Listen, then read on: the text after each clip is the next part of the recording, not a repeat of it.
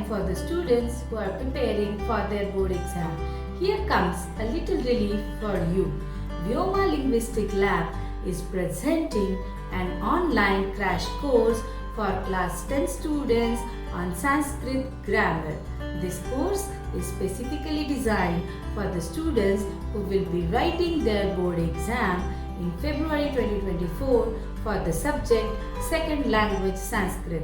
The course specifications are: it includes 3 important parts of your question paper: Apatit Gadyamsha, Rachnatmakam Karyam and Anuprayuktam Vyakranam, which totally covers 50 marks out of 80 marks of your question paper. This course is nothing but a helping hand for you in your last minute preparations. This course is designed in such a way it gives concept-based teaching, doubt clarification sessions and notes will be given in PDF format. This course also includes solving of 2 question papers in the class itself.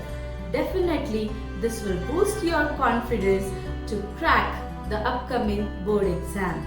Whichever part of India you are, come and join with me on this online crash course for class 10 students based on Sanskrit grammar for the subject Second Language Sanskrit.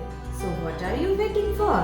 Come and join with me and get benefited. Thank you.